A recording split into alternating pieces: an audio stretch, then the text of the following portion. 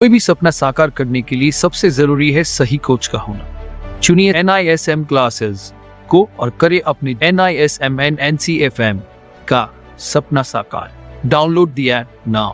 Hello everyone, welcome back to the class. जैसे कि हमने लास्ट क्लास में NISM सीरीज़ 15 रिसर्च एनालिस्ट के कुछ मॉक टेस्ट किए थे, तो आज हम आगे का मॉक टेस्ट देखेंगे NISM सीरीज़ 15 रिसर्च एनालिस्ट के। तो चलिए स्टार्ट करते हैं। तो आज का सवाल है, which of these financial instruments do not have a default risk, यानी इनमें से किस फाइनेंशियल इंस्ट्रूमेंट में डिफ़ॉल्ट रिस्क नहीं होता है। तो देखिए यहाँ पे ऑप्शंस देख लेते हैं हम। इन्वेस्टमेंट ग्रेड कॉरपोरेट बॉन्ड्स, दूसरा ऑप्शन है इक्विटी शेयर्स, तीसरा ऑप्शन है फॉरेन करेंसी बॉन्ड्स और चौथा ऑप्शन है हाई यील्ड कॉरपोरेट बॉन्ड्स। दोस्तों, क्रेडिट रिस्क या फिर डिफ़ॉल्ट रिस्क का मतलब वो होता है जब bond issuer expected interest rate payments या प्रिंसिपल रीपेमेंट ना कर पाए, और डेट इंस्ट्रूमेंट सारे डिफ़ॉल्ट एंड क्रेडिट रिस्क के अधीन है क्योंकि उनमें भुगतान को पहले से ही तय किया जाता है। तो यहाँ पर हमारे बॉन्ड्स कितने हैं? इन्वेस्टमेंट ग्रेड कॉरपोरेट बॉन्ड्स, तो ये आंसर गलत होगा। फॉरेन करेंसी बॉन्ड्स, ये भी गलत है क्योंकि इसमें डिफ़ॉल्ट रिस्क का खतरा है। हाई यील्ड कॉरपोरेट बॉन्ड्स, इसमें भी डिफ़ॉल्ट रिस्क का खतरा होता है क्योंकि ये एक बॉन्ड है। तो करेक्ट आंसर हमारा क्या होगा? हमारा करेक्ट आंसर होगा इक्विटी शेयर्स।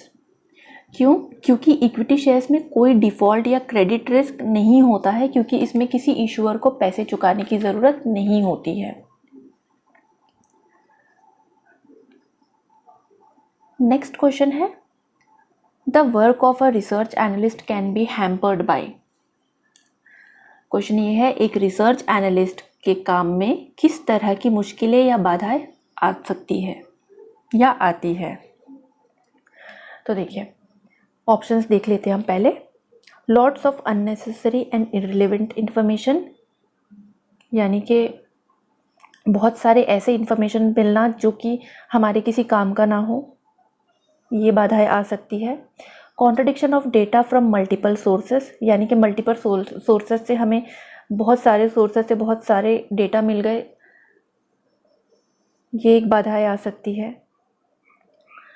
इसके बाद इनएक्सेसिबिलिटी ऑफ डेटा, ये एक बाधाएं आ सकती है। यानी कि हम यहाँ पे हमारा जो करेक्ट आंसर है वो हम समझ सकते हैं कि ऑप्शन डी,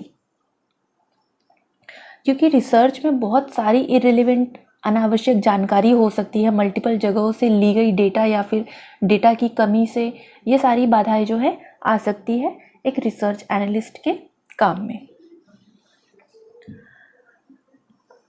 नेक्स्ट क्वेश्चन है हमारा, विच कमिटी इज रिस्पॉन्सिबल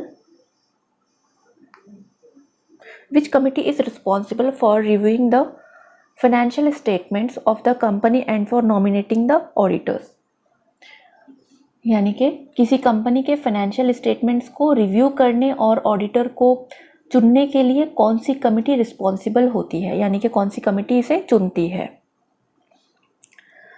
दोस्तों, ये इसका करेक्ट आंसर निकालने से पहले मैं आपको ये बता दूं कि हमारा जो चैनल है, हम NISM और NCFM के सारे कोर्सेज प्रोवाइड कराते हैं। अगर आप भी NISM और NCFM में अपना करियर बनाना चाहते हैं तो आप हमें कांटेक्ट कर सकते हैं। डिस्क्रिप्शन बॉक्स में हमारा कांटेक्ट डिटेल्स दिया गया है।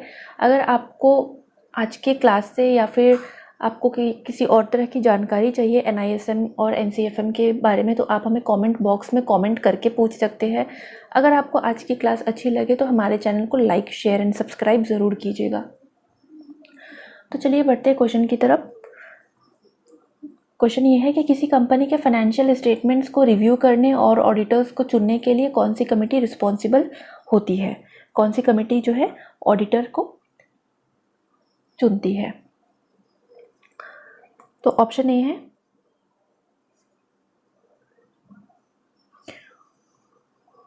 ऑडिट कमेटी, ऑप्शन बी है नॉमिनेशन कमेटी, ऑप्शन सी है रिन्यूमरेशन कमेटी या ऑप्शन डी है board committee.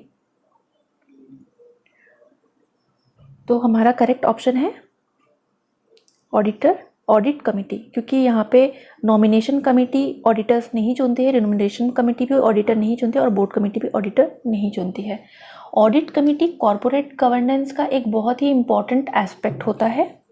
Audit committee company के फाइनेंशियल स्टेटमेंट्स को रिव्यू करता है और ऑडिटर्स का नॉमिनेशन भी करता है। करेक्ट आंसर है ऑडिट कमेटी।